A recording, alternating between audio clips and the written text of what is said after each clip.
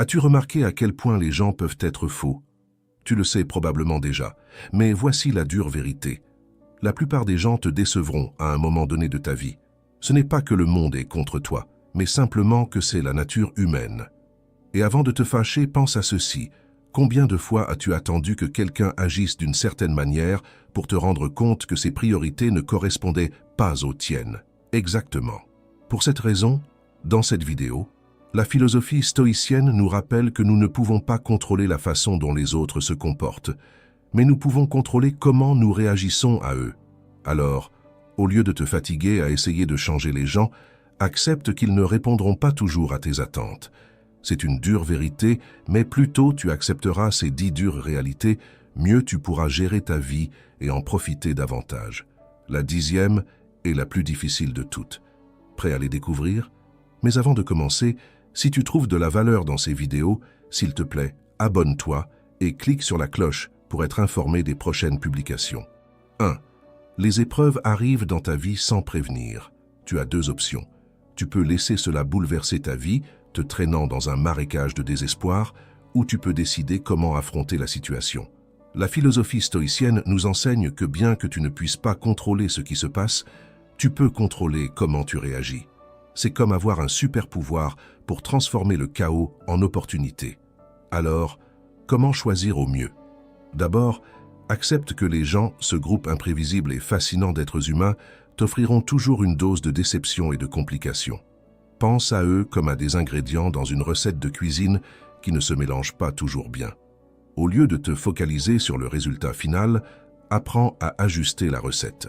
Cela signifie établir des limites claires, communiquer efficacement et surtout te rappeler que ton bien-être ne dépend pas du comportement des autres. Voici une astuce simple. Au lieu de voir chaque conflit ou déception comme une attaque personnelle, considère-les comme une leçon. Ton ami t'a laissé tomber à un moment crucial? Au lieu de sombrer dans la colère, demande-toi ce que tu peux apprendre de la situation. Est-ce une leçon sur la confiance ou peut-être sur l'importance de ne pas trop dépendre des autres? Pense aux souffrances comme à une sorte de gymnase émotionnel. Les poids peuvent être lourds et douloureux, mais si tu ne les soulèves jamais, tu ne développeras jamais ta force. Le souffrance, dans ce sens, est l'entraîneur grognon qui te pousse à t'améliorer. Il ne s'agit pas de savoir si le souffrance arrivera, mais de savoir comment tu te renforces avec elle. Alors, la prochaine fois que le souffrance frappera à ta porte, n'aie pas peur et ne te mets pas en mode victime. Rappelle-toi que tu peux décider comment agir face à elle. La vie peut être une série interminable de défis, mais ta réponse à ces défis peut transformer ton souffrance en un outil puissant de croissance personnelle. Plutôt que d'être un spectateur passif de ton propre drame, sois le scénariste qui dirige son histoire. Comme le dit un sage proverbe stoïcien, nous ne pouvons pas éviter les tempêtes, mais nous pouvons apprendre à danser sous la pluie. Donc, la prochaine fois que le souffrance apparaîtra, souviens-toi qu'elle est inévitable, mais ta réaction est ton choix. Prêt à prendre les rênes? 2. Le confort est l'ennemi du progrès. Nous vivons à une époque où le canapé semble être le nouveau trône et la routine, notre religion. Si tu as déjà entendu dire que le confort est l'ennemi du progrès, tu l'as probablement ignoré en le prenant pour un cliché, mais c'est plus vrai que tu ne le voudrais. Ces dures vérités sur les gens que nous préférons éviter sont les mêmes qui nous maintiennent dans notre zone de confort, comme si nous nous accrochions à un grand ours en peluche, au lieu d'affronter la vie réelle. D'abord, faisons un petit exercice d'imagination. Imagine que tu es dans une course, mais au lieu d'avancer, tu t'installes confortablement sur un canapé avec une télécommande à la main. Cela te semble absurde? C'est parce que ça l'est. Mais malheureusement, c'est ce qui se passe lorsque nous nous accrochons au confort. Le canapé, dans ce cas, symbolise toutes ces habitudes, pensées et attitudes qui nous empêchent d'avancer. Bien sûr, cela semble tentant, mais qu'est-ce que tu gagnes réellement? Le progrès, comme l'entraînement physique, exige que tu te lèves, que tu transpires un peu et que parfois tu te sentes mal à l'aise. Ici, entrent en jeu les dures vérités que tu dois accepter sur les gens. La plupart préfèrent la zone de confort, cet endroit où tout semble sûr et prévisible. Mais si tu veux progresser, tu dois comprendre que les gens ne sont pas toujours comme tu le souhaiterais. La réalité est que tout le monde ne sera pas prêt à partager tes rêves ou à te pousser en avant. Au lieu de t'attendre à ce que tout le monde soit dans ton camp, tu devras apprendre à être ton propre animateur. ce qui peut être inconfortable, mais essentiel. La philosophie stoïcienne nous enseigne à accepter ce que nous ne pouvons pas changer et à nous concentrer sur ce qui est en notre pouvoir. C'est une approche particulièrement utile ici. Si tu t'attends à ce que le monde s'adapte à tes normes de confort, tu te prépares à une longue série de déceptions. Au lieu de cela, accepte l'inconfort comme un signe de croissance. Si quelque chose te dérange ou te met mal à l'aise, c'est probablement parce que tu sors de ta zone de confort. Et ça, mon ami, c'est un signe que tu avances. Alors, comment commencer à rompre avec la tyrannie du canapé? Voici quelques stratégies simples mais efficaces. Premièrement, établis de petits défis qui te sortent de ta routine. Tu n'as pas besoin de courir un marathon de 42 km pour commencer, cela peut être aussi simple que de changer ton itinéraire pour te rendre au travail ou d'essayer une nouvelle activité. Deuxièmement, entoure-toi de personnes qui te mettent au défi. Tu n'as pas besoin d'une foule de suiveurs, seulement de quelques-uns qui te poussent à être meilleur. Enfin, pratique le détachement des résultats. Au lieu de t'obséder par le succès immédiat, concentre-toi sur le processus et sur le plaisir du voyage. En conclusion, accepter l'inconfort, c'est accepter la possibilité de grandir. Ce n'est peut-être pas le chemin le plus confortable, mais c'est le seul qui mène vraiment quelque part. Si tu t'accroches au confort, tu resteras coincé sur ton canapé, pendant que le monde continue d'avancer. Alors, lève-toi, secoue-toi et affronte ces dures vérités. Après tout, le progrès n'est pas une question d'éviter la douleur, mais de savoir comment l'utiliser comme un outil pour s'améliorer. 3. Tout le monde ne t'appréciera pas. T'es-tu déjà imaginé être le prochain Steve Jobs ou même le prochain Messi, si seulement les gens te comprenaient? Eh bien, si tu t'es imaginé dans une version de toi-même que tout le monde adore, je dois te dire quelque chose. Tu es dans une erreur monumentale. La vérité, bien qu'elle soit douloureuse, est que tout le monde ne t'appréciera pas, et c'est parfaitement bien. D'abord, parlons de la réalité crue. Il n'y a pas de formule magique pour être aimé de tous. Imagine que tu es à une fête, et alors que tout le monde t'entoure, tu penses que tu es en train de conquérir la foule. Soudain, quelqu'un dans un coin commence à te critiquer parce que ton style vestimentaire est trop années 2020. Que fais-tu? Te caches-tu dans les toilettes pour pleurer? Non, tu ne devrais pas. Continue à profiter de la fête parce que dans la vie, tu ne peux pas être le héros de tous les chapitres. Dans la philosophie stoïcienne, on nous enseigne que l'opinion des autres est hors de notre contrôle. En d'autres termes, se préoccuper d'être aimé par tout le monde, c'est comme essayer d'attraper de l'eau avec les mains. Le philosophe Épictète l'a bien dit, ne t'angoisse pas pour ce que tu ne peux pas contrôler. Donc, si quelqu'un te critique, considère cela comme une pluie passagère. Cela peut te mouiller un peu, mais cela ne te noiera pas. Soyons réalistes. Dans le monde des affaires, les entreprises savent que tous les clients n'achèteront pas leurs produits. C'est pourquoi elles travaillent sur leur stratégie pour attirer ceux qui sont réellement intéressés. Pourquoi devrais-tu t'attendre à quelque chose de différent dans tes relations personnelles? Si quelqu'un n'est pas intéressé à mieux te connaître, ne te fatigue pas à essayer de changer son opinion. Concentre-toi plutôt sur ceux qui apprécient ce que tu es. Pense-t-il de cette façon? Tu es une marque, et tout le monde n'a pas besoin d'être un client. Peux-tu imaginer Apple essayant de convaincre tout le monde d'acheter un iPhone? Ce serait absurde. Au lieu de cela, Apple se concentre sur ses clients fidèles. Tu devrais aussi te concentrer sur ceux qui apprécient tes qualités, pas sur ceux qui ne se soucient même pas de te connaître. Accepter que tout le monde ne t'aimera pas est une libération. Tu n'auras plus à porter le lourd fardeau de l'approbation universelle. Vis ta vie pour toi, pas pour eux. Si tu continues à essayer de gagner la faveur de tout le monde, tu te perdras toi-même dans le processus. Et honnêtement, qui veut être celui qui cherche toujours l'approbation? Il est bien plus libérateur d'être celui qui vit avec authenticité, avec ses lumières et ses ombres, et de laisser les autres s'adapter ou non. Comme le disait mon grand-père, tu ne peux pas être le café qui plaît à tout le monde. Si tu essaies, tu finiras par être de l'eau tiède. 4. Les attentes mènent à la déception. Ah, les attentes, cette merveilleuse machine à générer des déceptions. T'es-tu déjà demandé pourquoi il est si difficile de gérer les gens? C'est comme si tout le monde autour de toi avait signé un contrat secret pour te frustrer. Eh bien, la vérité est qu'ils ne l'ont probablement pas fait. Le problème ne vient pas d'eux, mais de tes attentes.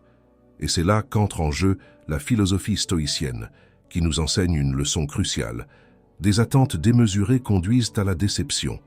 Imagine que tu es invité à une fête. Tu t'attends à ce que ce soit l'événement de l'année, avec de la musique live, de la danse et des conversations stimulantes. Mais en arrivant, tu te retrouves dans une salle pleine de personnes que tu connais à peine, avec une playlist de 2010 et un buffet qui semble avoir été acheté à la station-service du coin. Déception totale, non? Cela te semble familier? Voici la dure vérité. Les gens ne suivent généralement pas le scénario que tu as écrit pour eux. Nous attendons de nos amis qu'ils soient toujours compréhensifs, de nos collègues qu'ils soient toujours compétents, et que le monde en général suive les règles que nous avons nous-mêmes imposées. La réalité, bien sûr, est beaucoup plus chaotique et moins prévisible. C'est quelque chose que les stoïciens comprenaient parfaitement. Selon eux, notre souffrance ne vient pas des événements eux-mêmes, mais de nos attentes concernant ces événements. La première stratégie pour gérer cette déception est simple. Ajuste tes attentes. Au lieu de t'attendre à ce que tout soit parfait, accepte que la vie est un chaos et que les gens ne se comporteront pas toujours comme tu le voudrais. Si la fête est médiocre, au moins tu pourras en rire plutôt que de te sentir dévasté. Une autre approche consiste à se concentrer sur ce que tu peux contrôler, tes réactions. Au lieu de te frustrer parce que ton ami ne t'a pas invité à un événement important, essaie de comprendre qu'il a aussi son propre univers de problèmes et de priorités. Garde tes attentes dans une fourchette plus réaliste et accueille la surprise. Les gens sont aussi imprévisibles qu'une telenovela, et si tu cesses d'attendre qu'ils agissent comme des personnages d'un scénario idéalisé, il sera plus facile de profiter du spectacle. Enfin, essaie d'appliquer la technique du miroir. Demande-toi si tu es celui qui impose des standards impossibles. Les gens ont des défauts et des vertus, et tu n'es pas le juge suprême de leur comportement. Accepter cela ne te rendra pas seulement plus tolérant, mais te libérera du fardeau de tes propres attentes démesurées. La vie est un théâtre où la plupart des acteurs ne suivent pas le scénario que tu as écrit. Si tu apprends à lâcher prise sur ces attentes et à accepter la réalité telle qu'elle est, tu te sauveras de beaucoup de souffrances et de déceptions. La philosophie stoïcienne te propose un remède ancien mais efficace. Accepte ce que tu ne peux pas changer et travaille sur ce que tu peux contrôler. Comme le disait Jung, les attentes sont le terrain fertile où poussent les déceptions. Cultive l'acceptation et le jardin de ta paix intérieure fleurira. 5. Arrête de te comparer aux autres. As-tu remarqué combien de temps tu passes à te comparer aux autres? C'est comme si la vie était un concours géant de popularité où tout le monde s'efforce d'être le plus cool. Mais honnêtement, combien de fois as-tu gagné dans ce concours? La réalité est que le jeu est bien plus compliqué qu'il n'y paraît, et souvent, il n'est même pas entre tes mains. Soyons clairs, se comparer aux autres est un sport extrême qui, au lieu de t'offrir de l'adrénaline, te laisse épuisé et déçu. Imagine que ta vie est une course dans laquelle chacun court avec une paire de chaussures différentes. Pendant que tu passes ta vie à regarder les baskets brillantes de tes concurrents, eux sont occupés à se concentrer sur leur propre course, avec leurs propres défis et leurs propres objectifs. Maintenant, disons que tu es au bureau et que tu vois un collègue qui semble toujours avoir la vie bien en main. La promotion, la famille parfaite, le corps tonique. T'es-tu déjà demandé ce qui se passerait si cette personne souhaitait aussi avoir ta vie? Peut-être qu'en regardant ta facilité apparente à te faire des amis, elle ressent un manque essentiel. La question est que nous ne connaissons jamais toute la vérité derrière les apparences. La philosophie stoïcienne nous offre une perspective précieuse sur ce sujet. Les stoïciens croyaient qu'il fallait se concentrer sur ce qui est sous notre contrôle et accepter ce qui ne l'est pas. Au lieu de te fatiguer à comparer ta vie à celle des autres, concentre-toi sur l'amélioration de la tienne. Ta valeur ne réside pas dans ce que les autres ont ou font, mais dans la manière dont tu gères ton propre parcours. Alors comment pouvons-nous arrêter de nous comparer et commencer à mieux vivre? D'abord, identifie et accepte tes propres forces et faiblesses. Au lieu d'essayer d'être le meilleur en tout, concentre-toi sur l'amélioration de ce qui te passionne vraiment. La vraie compétition est avec toi-même, pas avec le reste du monde. Demande-toi, que puis-je faire aujourd'hui pour être une meilleure version de moi-même? Ensuite, limite le temps que tu passes sur les réseaux sociaux. Les plateformes numériques sont conçues pour te faire sentir insatisfait en te montrant seulement les moments les plus parfaits de la vie des autres. Si tu dois faire un contrôle quotidien, fais-le avec un esprit critique et conscient, que ce que tu vois n'est qu'une petite partie de l'histoire. Pratique la gratitude. Consacre quelques minutes chaque jour à reconnaître ce que tu as et ce que tu as accompli. Au lieu de te concentrer sur ce qui te manque, célèbre tes victoires, grandes ou petites. Cela ne signifie pas ignorer tes aspirations, mais reconnaître que tu as déjà parcouru un long chemin. Arrête de te torturer avec des comparaisons absurdes. La seule façon de vivre une vie pleine est d'embrasser ton unicité et de faire la paix avec le fait que chacun a son propre chemin. Rappelle-toi, la véritable liberté arrive quand tu cesses de te comparer aux autres et que tu te concentres sur ton propre voyage. Alors, la prochaine fois que tu te sens tenté de mesurer ta vie en fonction de celle des autres, fais une pause et rappelle-toi, dans cette course, tu es le seul arbitre de ton propre bonheur. Comme le disait si bien Oscar Wilde, peu importe combien tu cours pour rattraper les autres, tu seras toujours au mauvais endroit si tu ne t'aimes pas d'abord toi-même. 6. Le monde ne te doit rien. Gagne ta place. T'es-tu déjà arrêté pour penser à cette sensation que le monde te doit quelque chose? Oui, celle qui apparaît quand ton café se renverse, quand la circulation devient une torture médiévale ou quand simplement la vie ne s'aligne pas avec tes attentes. C'est curieux comment parfois nous nous retrouvons à attendre que la vie soit un chemin de roses sans épines ni pierres dans les chaussures. Mais la vérité, aussi dure soit-elle, est que le monde ne te doit rien. Absolument rien. Soyons honnêtes, si tu as déjà cru que l'univers attendait avec impatience ton arrivée pour te rendre service, je suis désolé d'être le porteur de mauvaises nouvelles. La réalité est que, plutôt que d'attendre qu'on te donne quelque chose, tu devrais chercher comment te le gagner. C'est la dure et souvent ignorée vérité que la philosophie stoïcienne nous met sous les yeux. Les stoïciens nous enseignent qu'au lieu d'attendre que la vie te traite de manière spéciale, tu devrais te concentrer sur la façon dont tu peux améliorer ton attitude et tes actions. Imagine que tu es dans une file d'attente pour obtenir une place à un concert. Là, tu attends patiemment, mais soudain quelqu'un arrive et te passe devant. Ta réaction naturelle est de te fâcher et de penser que le monde est injuste. C'est compréhensible, mais cela ne change rien au fait que ce type est toujours devant toi dans la file. C'est là qu'entre en jeu le concept stoïcien. Au lieu de gaspiller ton énergie dans la frustration, pourquoi ne pas utiliser ce temps pour mieux te préparer ou trouver une autre solution? Parfois, la véritable victoire réside dans la façon dont tu gères l'adversité, pas dans la façon dont tu l'évites. Bien sûr, cela ne signifie pas que tu dois te résigner à une vie de souffrance sans fin. Non. Le point est que ton succès ne vient pas des circonstances extérieures, mais de la manière dont tu choisis de les affronter. Si tu attends toujours que les autres te donnent un coup de pouce, tu resteras coincé dans une salle d'attente éternelle. Au contraire, prends le contrôle de ton propre destin. Ton attitude, ton effort et ta persévérance sont les seules monnaies avec lesquelles tu peux payer ton entrée dans la vie que tu désires. Une façon efficace de voir cela est à travers une auto-évaluation continue. Demande-toi, que puis-je faire pour améliorer ma situation? Si tu es insatisfait de ton travail, au lieu de te plaindre, réfléchis à comment tu peux acquérir de nouvelles compétences ou changer d'approche. Si tu te sens coincé dans tes relations, évalue si tu donnes le meilleur de toi-même ou s'il y a quelque chose que tu peux améliorer. Cette mentalité d'amélioration personnelle ne t'aidera pas seulement à avancer, mais te donnera aussi un sentiment de contrôle qui te libérera de la frustration qui naît lorsque tu attends que le monde te donne quelque chose qu'il ne te doit peut-être pas. Le monde ne te doit rien, mais tu te dois à toi-même l'opportunité de gagner ce que tu désires. La vie est plus comme un gymnase que comme une boutique de cadeaux. Tu ne reçois rien sans avoir transpiré. Arrête d'attendre des faveurs et commence à travailler pour ce que tu veux.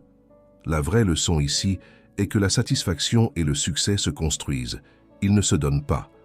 Souviens-toi, parfois, il vaut mieux être l'architecte de son propre destin que d'attendre que le monde te livre le plan. Et comme le dit le vieux dicton, la vie te donnera ce pourquoi tu travailles, pas ce que tu attends de recevoir. 7.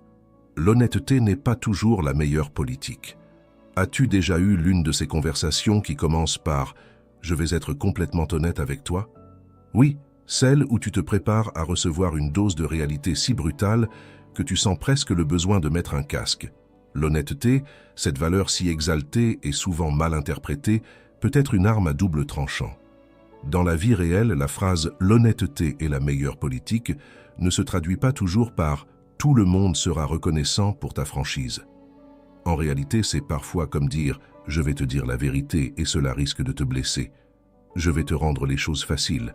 As-tu déjà vu un verre se briser avec un marteau? C'est ce qui se passe lorsque tu donnes à quelqu'un une vérité trop crue. Les gens ne sont pas toujours prêts à recevoir la vérité dans sa forme la plus nue, comme s'il s'agissait d'une injection directe de sincérité sans anesthésie. Et c'est là que réside le dilemme. Dire la vérité, c'est comme cuisiner un plat exquis. Si tu ne fais pas attention à la quantité d'épices, tu peux tout gâcher. Imagine que tu es en réunion et ton collègue de travail, qui arrive toujours en retard, te demande ce que tu penses de sa ponctualité. Si tu es complètement honnête, tu pourrais dire « tu es comme une horloge cassée, tu es toujours en retard ». Bien sûr, c'est une vérité, mais c'est aussi une recette pour créer des inimitiés. La philosophie stoïcienne, qui nous encourage à accepter ce que nous ne pouvons pas changer et à agir avec sérénité, nous donne une piste sur la façon de gérer ces situations. Il ne s'agit pas seulement de dire la vérité, mais de le faire avec tact et empathie. C'est là qu'entre en jeu la stratégie de l'édulcoration. Non, je ne parle pas de mettre du sucre sur des vérités amères, mais de les envelopper dans une couche de tact. Au lieu de démolir l'estime de soi de quelqu'un avec une vérité blessante, essaie de présenter la réalité de manière constructive. Par exemple, au lieu de dire « ta présentation était un désastre », tu pourrais opter pour « il y a certaines zones où tu pourrais t'améliorer et j'ai quelques suggestions qui pourraient t'aider ». Une autre technique est l'approche graduelle. Parfois, les gens ont besoin de temps pour digérer des vérités difficiles. Il ne s'agit pas de mentir, mais de préférer adoucir l'impact, comme si tu apprenais à quelqu'un à nager, plutôt que de le pousser directement dans les eaux profondes. L'idée est de guider les gens vers la vérité, pas de la leur balancer au visage. L'honnêteté n'est pas toujours la meilleure politique si ton objectif est de maintenir des relations harmonieuses et efficaces. À la fin de la journée, dire la vérité avec tact et empathie est souvent une stratégie plus efficace que de simplement la lâcher sans filtre. Rappelle-toi, la vérité peut être un cadeau, mais elle peut aussi être un fardeau. La clé réside dans la manière dont tu choisis de la livrer. Donc, la prochaine fois que tu ressens l'impulsion d'être brutalement honnête, arrête-toi un moment et demande-toi, suis-je vraiment en train d'aider quelqu'un avec ma sincérité ou suis-je simplement à la recherche d'une issue pour ma propre frustration? La philosophie stoïcienne nous enseigne que la façon dont nous communiquons avec les autres doit également être réfléchie et compatissante. Comme le disait Gandhi, la vérité n'a pas besoin d'être dite avec violence, elle peut être livrée avec grâce et être tout aussi puissante. 8. L'échec est le chemin du succès. T'es-tu déjà demandé comment il est possible que certaines personnes voient l'échec comme un tremplin vers le succès, tandis que d'autres le considèrent comme un châtiment divin? Décortiquons ce mystère avec une bonne dose de réalisme et, si tu me permets, une touche de sarcasme. Imagine que tu joues aux échecs, mais au lieu de suivre les règles traditionnelles, tu décides de créer les tiennes. C'est ainsi que l'on ressent l'échec. La plupart des gens le considèrent comme une défaite absolue, une sorte de fin du film où le héros ne sauve pas la journée. Mais en réalité, l'échec est plutôt un scénario alternatif qui, si tu joues bien tes cartes, peut t'amener à la fin heureuse que tu désires tant. D'abord, comprenons une dure vérité. Les gens ont tendance à tenir pour acquis certaines choses, surtout quand il s'agit des succès des autres. La vision romantique du succès exclut généralement toute mention des heures interminables de travail, des nuits blanches ou des piles d'échecs accumulés. Il semble que nous voulons tous la formule magique du succès sans avoir à traverser le désert de l'échec en premier. Quelle commodité! Maintenant, parlons de la philosophie stoïcienne, qui consiste à accepter que les choses ne se passent pas toujours comme nous le souhaitons et que la souffrance fait partie du voyage. Les stoïciens croyaient que l'échec n'est pas un obstacle, mais une opportunité d'apprendre et de grandir. C'est comme si, chaque fois que tu trébuchais, au lieu de tomber et de rester au sol, on te donnait une carte avec de nouvelles routes à explorer. Mais comment appliquer cela dans ta vie quotidienne? Imagine que tu apprends à jouer de la guitare. Chaque erreur, chaque note fausse n'est pas une raison d'abandonner, mais une étape vers la maîtrise. Chaque échec est comme une marche d'un escalier qui, bien qu'il puisse sembler interminable, te mène à un endroit beaucoup plus haut et satisfaisant. Parlons maintenant des solutions possibles. La prochaine fois que tu fais face à un échec, au lieu de te demander « Pourquoi moi ?», demande-toi « Que puis-je apprendre de cela ?» Fais une analyse honnête, non pas du genre qui te permet de dresser une liste d'excuses, mais de celui qui t'aide à identifier les domaines à améliorer. Si tu échoues lors d'une présentation, ne te lamente pas. Évalue comment tu peux améliorer ton discours ou tes compétences en prise de parole en public. C'est comme s'améliorer aux échecs. Tu dois comprendre tes erreurs pour ne pas les répéter. De plus, change ta perspective. Si tu considères l'échec comme un ennemi, tu seras toujours sur tes gardes, craignant chaque erreur possible. Si tu le vois comme un allié sur ton chemin vers le succès, chaque revers devient une leçon précieuse. C'est un changement de mentalité qui peut transformer tes échecs en succès déguisés. L'échec n'est pas la fin du monde, mais le début d'une série de nouvelles opportunités. Adopter une mentalité stoïcienne te permet d'embrasser tes erreurs et d'en tirer des leçons, au lieu de les laisser te couler. La prochaine fois que tu fais face à un échec, souviens-toi, ce n'est pas une punition, mais un signe que tu avances vers quelque chose de plus grand.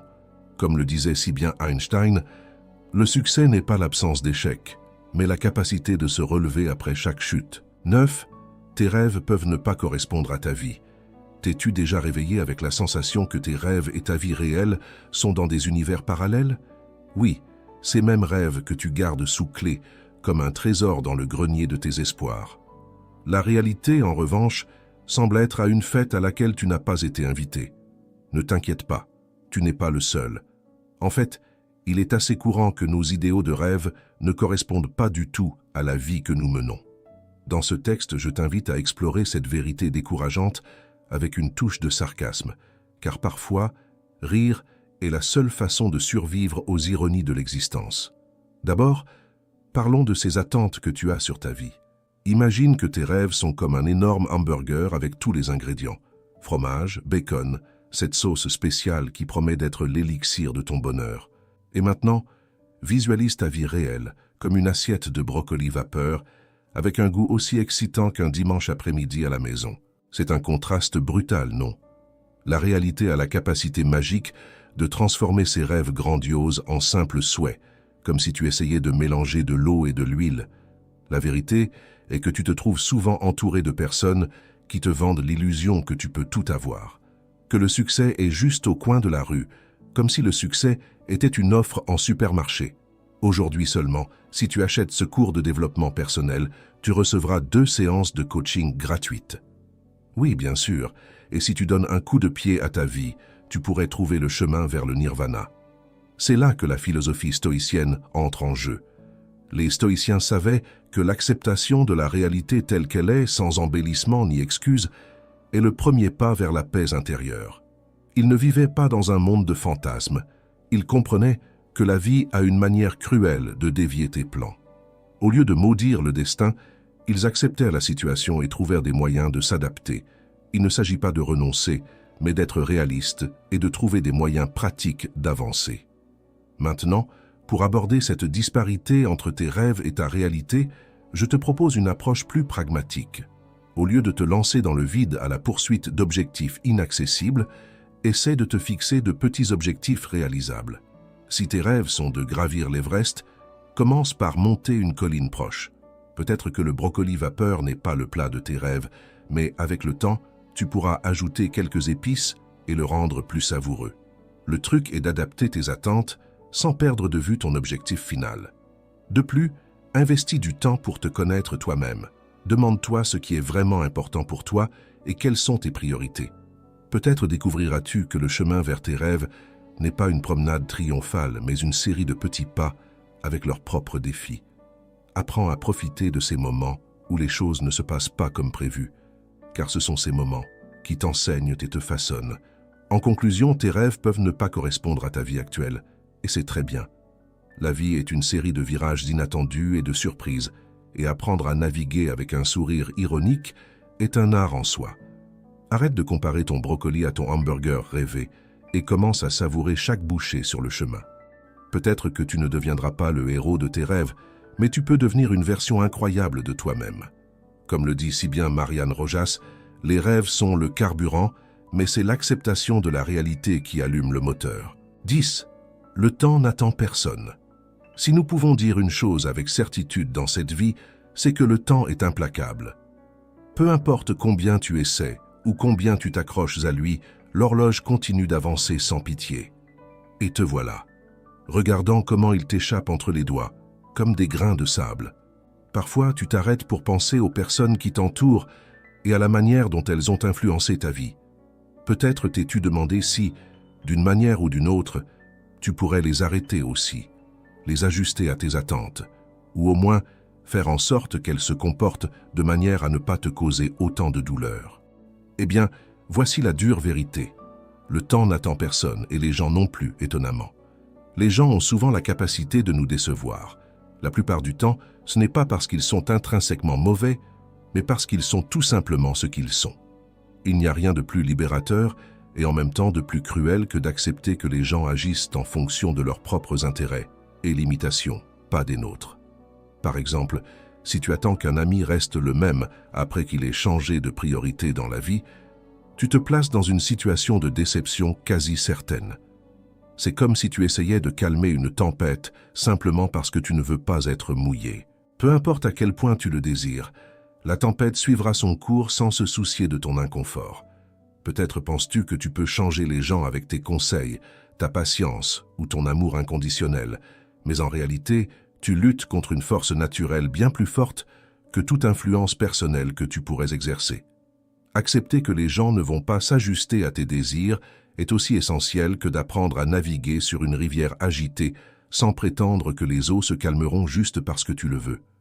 Si tu veux vraiment améliorer ta vie, tu devrais te concentrer sur l'ajustement de tes attentes et trouver des moyens de naviguer dans les courants de la vie sans te fatiguer en vain. Alors comment peux-tu accepter cette dure vérité sans qu'elle te fasse mal? La philosophie stoïcienne nous offre une perspective intéressante. Selon les stoïciens, nous devrions nous concentrer sur ce que nous pouvons contrôler et accepter ce que nous ne pouvons pas. Au lieu d'attendre que les gens changent, tu pourrais te concentrer sur la façon de réagir à leurs actions et comment adapter ta vie pour qu'elle continue à avancer malgré leurs limitations. C'est comme ajuster l'itinéraire d'un voyage lorsque tu rencontres une déviation inattendue. Cela peut être frustrant, mais cela ne t'arrête pas. Au lieu de cela, cela te permet de continuer de manière plus efficace. Voici donc l'astuce. Accepte que les gens seront ce qu'ils sont. N'essaie pas de les changer. Ne te fatigue pas à attendre qu'ils se comportent différemment.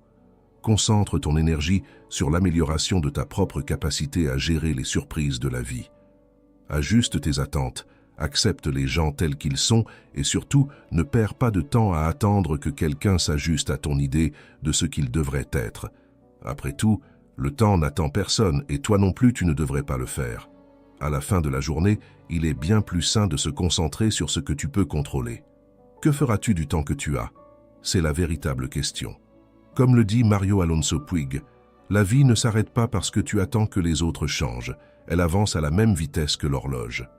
Si tu es arrivé jusqu'ici, écris dans les commentaires « Le temps ne revient pas ». Ainsi je saurai qui sont les vainqueurs qui ont atteint la fin de cette précieuse leçon.